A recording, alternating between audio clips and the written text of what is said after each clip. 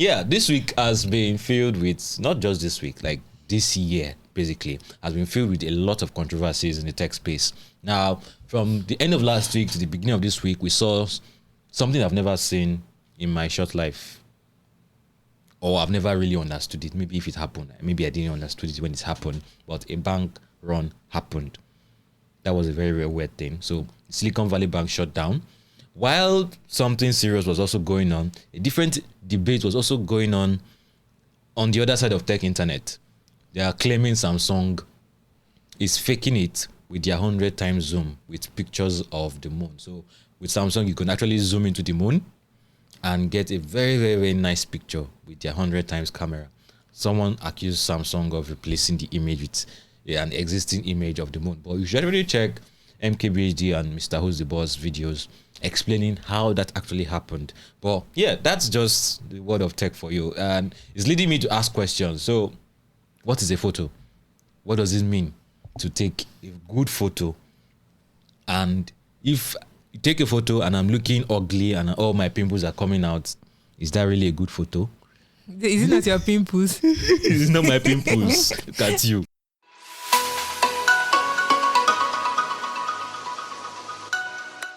Yeah, welcome to the Techpoint Africa Podcast, people. My name is Emmanuel and...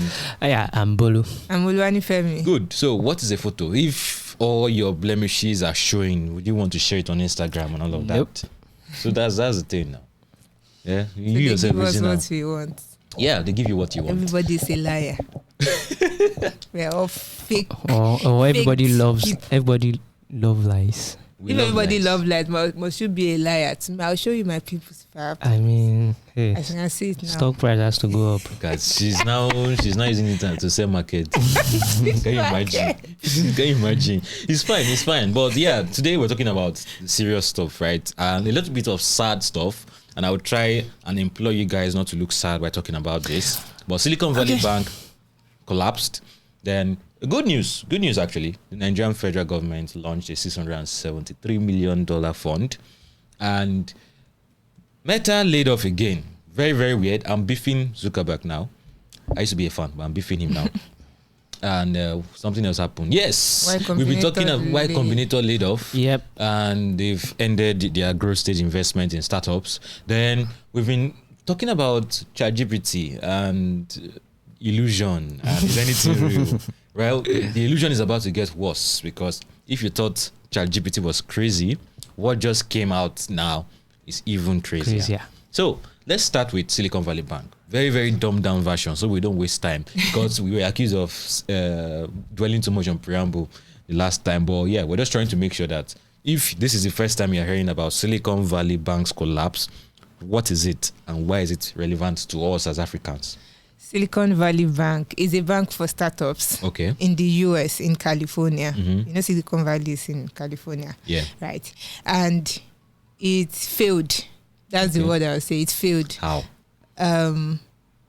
So when people put their money, they see startups deposited their money. They maybe the money they raised or money From transactions. revenues, their revenues or their transaction processing that they deposited in the bank. The bank carried it and went to go and invest in something that was supposed to bring them gain because how else you want them to make money, but they made a mistake and invested in something they're not supposed to invest in for a long time And it didn't work out. And they felt that now that we are about to cast to, let's sell what we invested. Yeah. And now they are going to make a loss. The people that deposited their money in the bank are like, these people are in trouble. Let me go and carry my money the same way when your normal digital banks, immediately you start seeing trouble like this, I'll be removing your money. So people started withdrawing their money. And next thing, the bank was now unable to give people back their money. They were not like, let's raise. And the process of trying to raise again, more alarm was raised and more people were trying to withdraw their money. Okay. And this was going to run the bank down. So how did it affect African startups? So African startups that got invested in by foreign investors like US investors who told them to either incorporate in the US, they have to use that bank because I saw somewhere that more than half of VC-backed startups actually use SVB.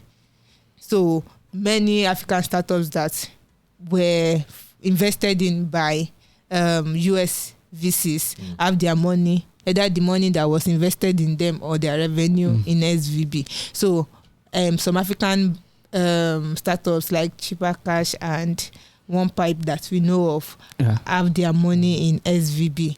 But one said Cheaper Cash CEO said at the beginning of everything that happened that the money that they have in SVB is not enough to have like a significant effect on the bank, on the startup, and they have different places that they have their money, so this is not enough. Although claims came out later that they had more than that in the bank. Then One Pipe CEO told Techpoint that they've been able to access their money, and what actually saved them, like startups that have their money in SVB, is because the FDIC, federal the US government shan't serve them. That is like US government stepped in and they took over the bank, as it were. They now promised that because of plea, everybody will have access to their money eventually.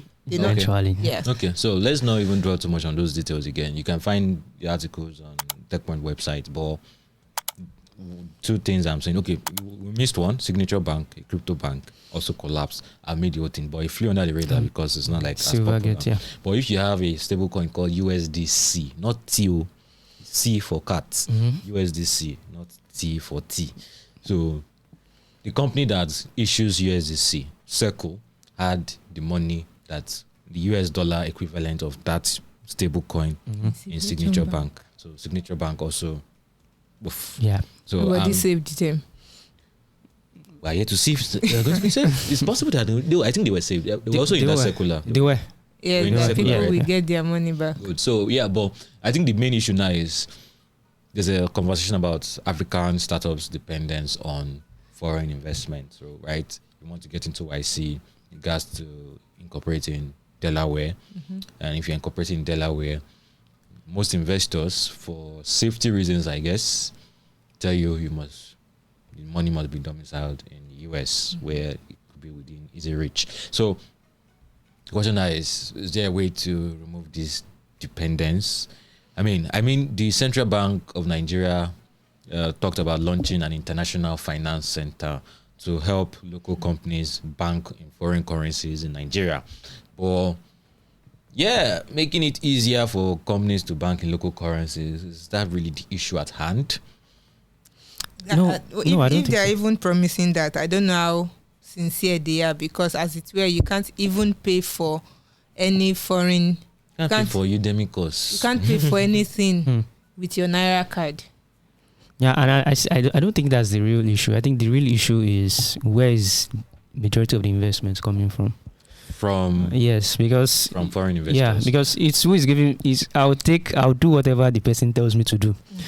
If somebody is giving me $1 million and I say, "Oh, don't worry, CBN has done something for me," just say, "Is it CBN that gave you that gave you the money, right?" So I think that is the real issue, and for me, I don't think there's really anything we can do about that. Our tech space is still. Like I always say, any new founder now is a pioneering member of the African tech ecosystem, because it's still very small. So until we get to that level where we now have people, Africans that can participate in more mega rounds, when you start seeing Africans leading $200 million rounds, then maybe by that time we'll not have to depend so much on foreign but that would take a very long time. If you ask me, to take a really, really long time. Yep, a very, very, very long time. And I hope a lot of the issues in our regulatory environments get resolved in that time, because policy somersaults, where you say one thing today and tomorrow you're coming up with something different, removes a lot of confidence of investors. Foreign investments, we're talking about startups. Foreign investments in, say, the oil sector has reduced in this period. Like a number of other traditional sectors that people like to make money from this sector, most of them are reduced.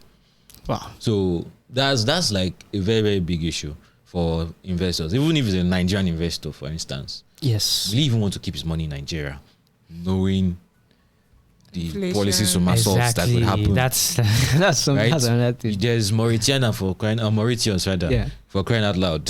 So why keep it in Safe Nigeria? haven. Yeah, a tax even their tax breaks and all of that. Yeah, things like the Startup Act could make things easier. But when you weigh the Startup Act and the broader macroeconomic conditions, you see that these broader macroeconomic conditions might be the ones to supersede a lot of the time. So from there, we move to the layoffs, right? Meta has laid off. Combinator has laid off. Reportedly not related to SVB closure, but they shall lead off. I think the biggest one is Meta's layoff. In November, Meta laid off 11,000 employees, and now It doubled it. starting Wednesday, right? That's yesterday.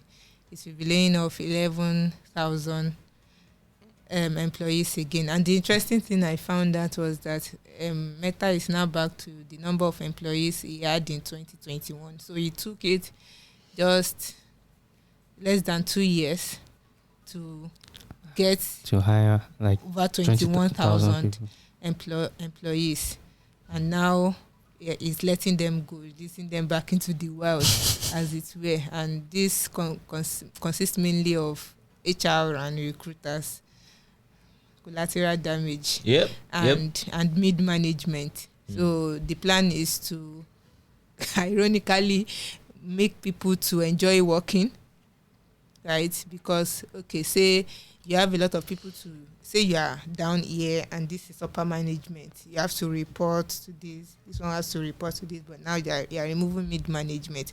So you have to report directly to the upper management. The upper management might have to get their hands dirty in technical stuff. So once it's removing the hierarchy, right, for people to get work done quickly. And he said Facebook is going lean. The year of I think efficiency. it solves two problems for them, because I heard recently that big tech companies, someone was talking about it and said, like, the amount of bureaucracy in trying to get things out, when companies are that big, like things run very slowly, like really, really slowly. So maybe what this does for them is, okay, they save money and now things go out faster. Right, because they've spent a lot of money on their own Meta. I think about that 13. I mean, after spending over $13 billion, but I think Facebook desperately needs something new. Something game. Yes, something new, and now this solves the problem of them spending. They have to spend so much money. And maybe we'll eventually see something come out now that the bureaucracy has been. Okay, so I should also mention that this is not just about Facebook. There's Facebook, there's Instagram, there's WhatsApp, there's Meta in general. There is that. I found out that in Meta's lifetime, it has acquired 91 companies. Startups. Yeah, big tech that are like that. They acquire a lot of startups. Some of them are dead. Some of them it absorbed. Well, so this layoff costs across the entire company.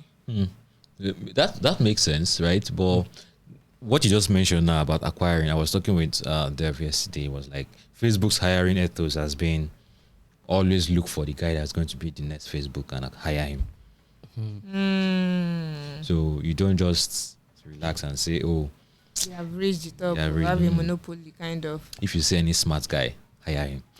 And it kind of sounds like, forgive me for using this biblical example, but at the time, David sees any strong man, attach it to him. David brings in. So if you are a startup, you are building something that looks really crazy, big tech starts eyeing you very, very early on. And I saw something about a founder in Canada yesterday that is all his entire business model, acquiring startups, very early stage. They're acquiring 2 million, 5 million, and increasing their valuations. Very, very early stage, and he focuses on B2B vertical startups. Mad money. And it's just building a very, very wide network of acquisitions. But for big tech, he can even acquire you and kill you and then trick you into the system. Or just kill you entirely. Yeah. So, but for a long time, Facebook or Meta has been hiring people that they didn't need. Yes. Yeah. which was like now. Probably increasing his workforce. Now, what do they need it for? They don't really need any of these guys for. So that's why they're talking about the year of efficiency, and their stock price is responding positively to this. But a key question here, which might be of interest to you, is the issue of remote work versus work from home. He addressed this. Mark Zuckerberg addressed this, and I think he's leaning towards a hybrid model. He's saying that he's noticed that employees, engineers, for instance, that are working from the office were more productive than the ones that were working from home. They've not been able to investigate why or blah, blah, blah, blah, but that is like the reality. So they're now looking at bringing in more junior guys to collaborate, to promote what experts call serendipity in the workplace. Serendipity, like as idea comes, you start working on it. But again, for proponents, can you put to be rolling around and banging his head against the wall like, what is this? Can Newport is the writer of Deep Work. So he'll be banging his head against the wall with things like this, right? But they want to promote an open space. You just talked about removing middle management and all. Yeah. Well, anyways, there's really no one that can sufficiently argue for either remote work or working on site. I think hybrid is the best. Hybrid, yes. You have to find the balance between the two, because you cannot always have them on site, and you cannot always say people should not come to work, because they all have their adverse effects. The middle point is still hybrid.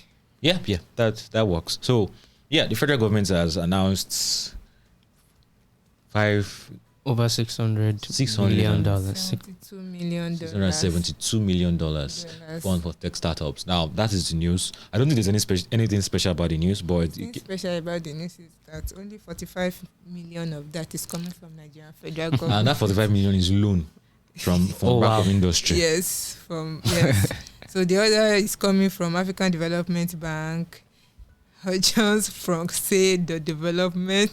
That is a French-founded bank. Then there's the Islamic Development Bank. Yes. So all these people are contributing to make up the. In fact, private sectors and institutional investors are also part of it.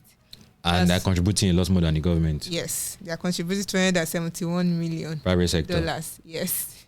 So I was talking with someone which day was that, and they were like, if you want to partner with the government on something these days, you have to bring your own money.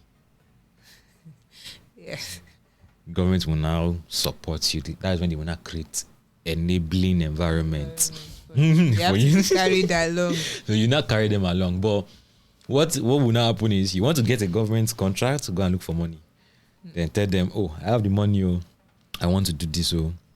And that's beside the case though. But for this fund, this is for startups, young entrepreneurs. It will be interesting to see how this fund is disbursed. And it's making me think, I've seen several initiatives like this before in the past. What became of those funds? This is not the first time the government is launching something like this. Yes, so I think this will, the Startup Act rather, will go a long way in making this fund fruitful. Okay. You get, because you said it's for young entrepreneurs between the ages of 15 and 35. And it's not just... They're even looking bored while talking about it's not this. like SMS, small and medium scale MSMEs. It's not about them. They are talking about tech startup, and the Startup Act defined who a startup is, who a tech startup founder. So I guess that's a valid question now. Is it that for you to access this fund, you might have to get labeled the startup by the federal government of Nigeria? Pay a subscription fee, something like that. I hope not. Where did you hear that? Did you hear something that we didn't know about? No. Yeah, before you are certified the startup. It's not. Is it subscription or registration? Registration that you have to be renewing every year. What does that mean? Is it renewing every year? Are you sure? Well, the last time we talked about, I think that was what it's about. Okay. Let me not even bother my head with this. But we're going to be giving you more updates about this. I will see if we can reach out to some key people in government to talk more about this and explain how these funds will be dispersed, what makes you qualify to access this fund, and any other nitty-gritty things. But yeah, we probably can't ask them why it's only 45 million they are dropping out of the money. But Nigeria is broke. It's still big money. It's still big money. Okay. But yeah, Naspers. Let's go to South Africa. South African investment giants Naspers is shutting down. Naspers Foundry. Wait, they are shutting down Naspers Foundry, or Naspers Foundry is shutting down a fund. A fund. Okay. Foundry is a fund, right? The Foundry is a fund. Yes, itself. it's a South African focused early stage startup fund. So they invest in the fund is disbursed to early stage startups in South Africa, but now they are shutting it down. They started it in 2019, and I think it was a total of around $80 million, right? And they've only disbursed halfway. But now they're saying, due to the, current economic, excuses. Yes, so they're shutting it down. Excuses. No? Yeah, they're shutting it down, but companies that they've invested in already, they'll continue to work with them, things like that. But I think I noticed that if you started following tech, say if you're like me, I started following tech around 2021 thereabout. You might not know a lot about Naspers, so just a quick, a brief history of Naspers. Naspers is a South African company, very old company at that. I think started as a newspaper company. Yes, it's a media internet group conglomerate, something like that. Started around 1918, very old, long ago, and it has grown a lot. It's one of the most valued companies in Africa. I think it's worth around over $70 billion. It's Naspers invested. They're like the OG investors in Africa, right? The likes of OLX, Konga, Naspers backed, companies like that. But more recently, they were the lead investors in rounds like Planet 42, their $100 million raise. Naked. Yes, Naked. Naked. The startup is Naked. Yeah, the Naked $70 million raise. So basically, that's what Naspers is, and Naspers, it's not just that, right? It's even bigger companies. When you talk about companies like MultiChoice, companies like Tencent. If you don't know Tencent is one that builds chips for smartphones, your Samsungs and everything. So Naspers is a giant company. So what they are shutting down is the Naspers Foundry, right? About an $80 million fund, after South Africa focused on early stage startups, right? And they are shutting it down.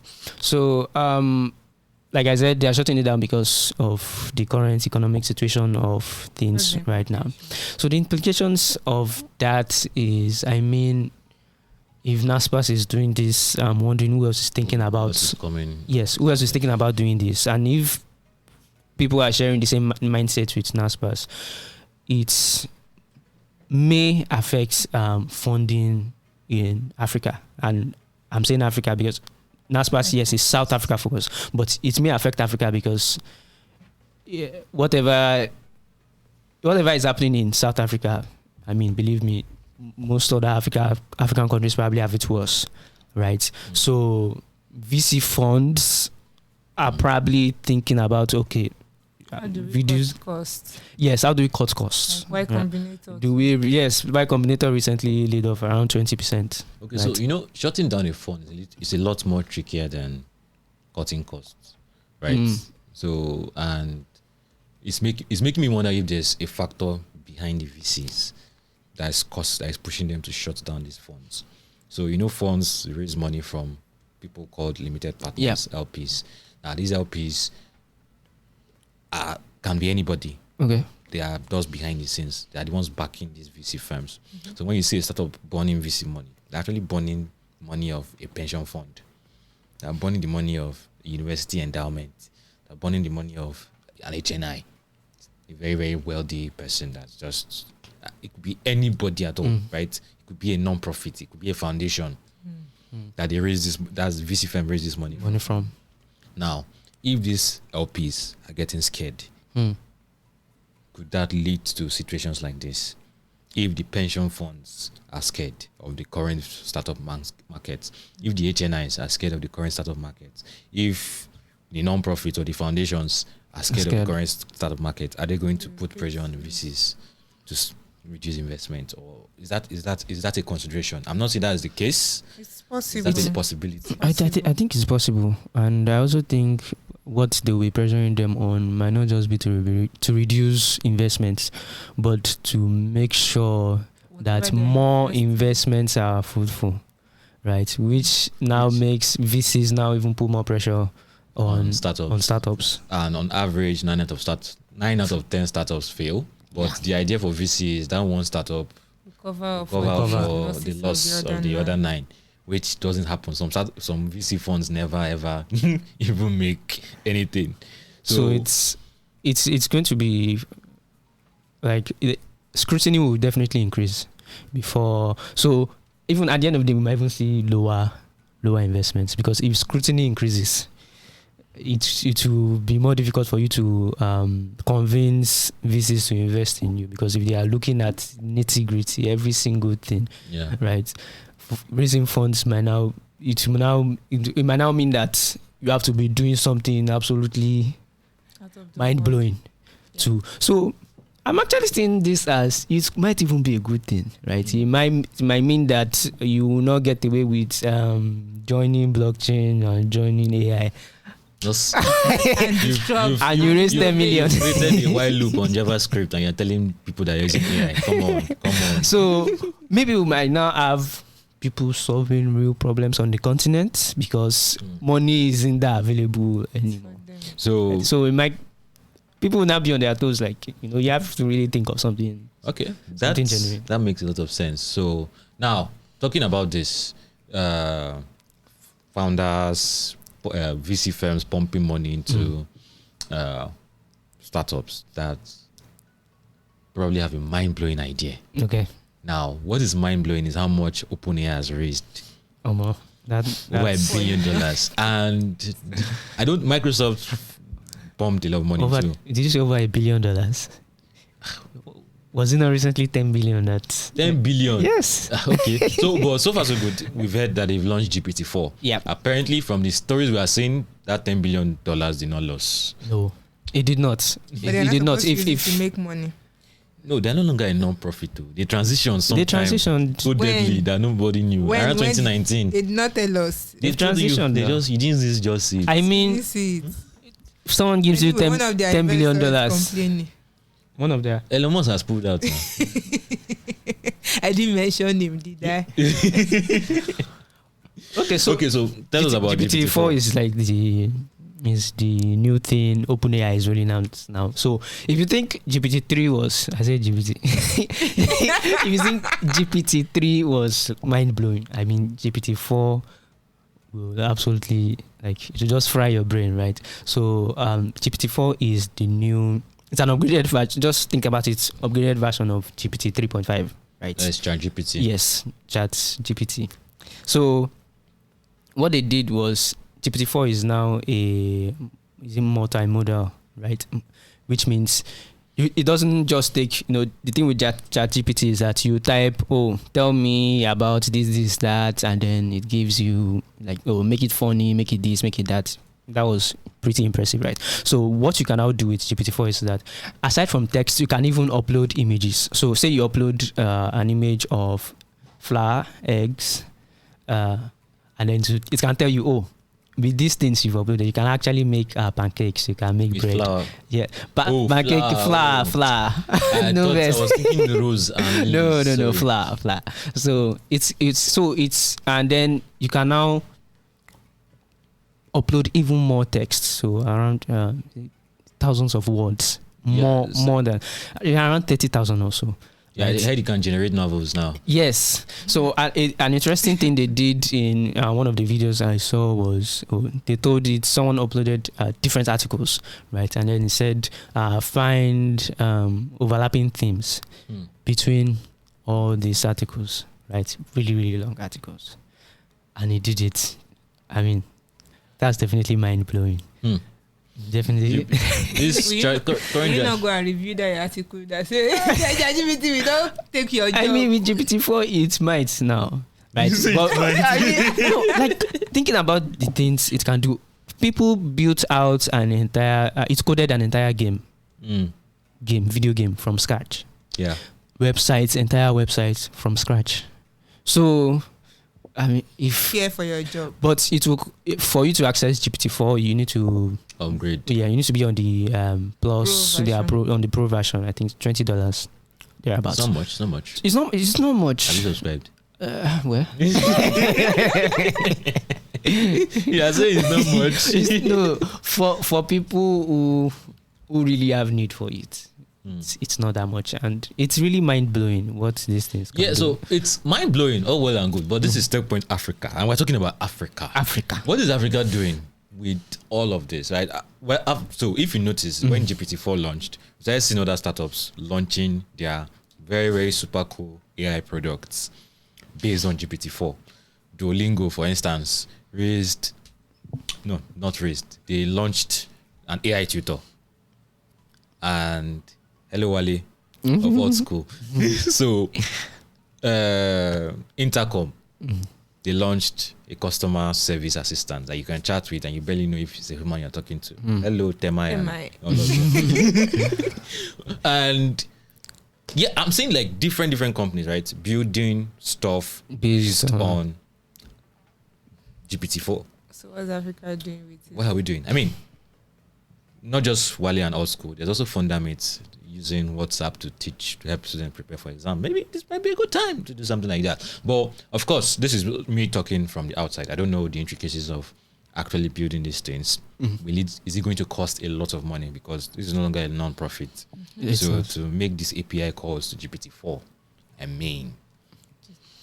mean, so yeah, those are the considerations. Then beyond the considerations of startups that are building on GPT-4, please, if you built anything with ChatGPT based on ChatGPT, please reach out.